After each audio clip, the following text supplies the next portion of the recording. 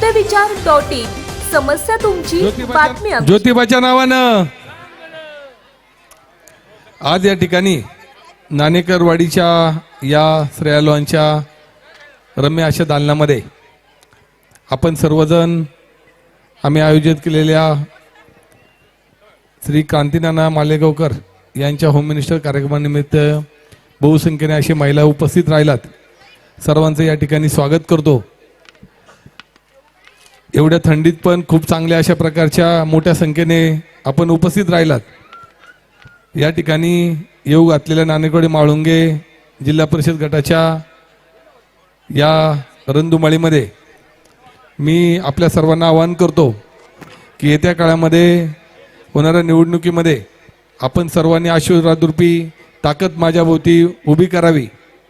आपल्या भागातील असणाऱ्या वेगवेगळ्या प्रकारच्या अडीअडचणी असतील, ज्याच्यामध्ये प्रमुखतः आपल्या चाकण तळेगावच्या ट्रॅफिकचा समस्या आहे, त्याचबरोबर स्वच्छता असतील, महिलांची उभी करावी।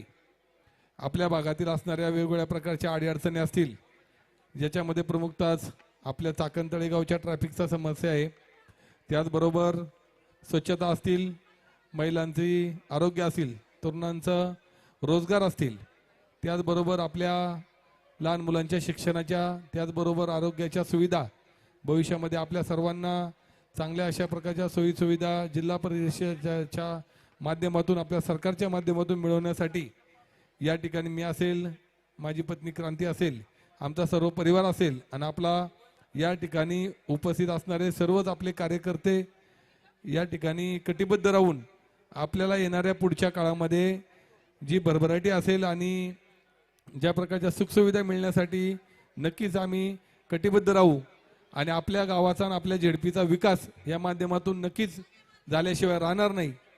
या ठिकाणी उपस्थित असणारे सर्वच नेते मंडळी असतील, या ठिकाणी आपले आमदार साहेब पण अधिवेशनाला गेलेले आहेत, त्याचबरोबर आपल्या सर्वांच्या या आशीर्वादाच्या रूपातून या ठिकाणी मी पण पुढच्या आगामी वाटचालीसाठी पुढे ताकदीने लढा देत राहील। 2 मिनिटं शांत अशी ग्वाही देतो आणि सर्वांची रजा घेऊन क्रांतीनानांना विनंती करतो की आपण पुढच्या कार्यक्रमाला सुरुवात करा। की वेळ बक्षीस सगळ्यांना दिलं गेलेलं आहे। चला बाउन्सर सगळ्यांना बसून घ्या।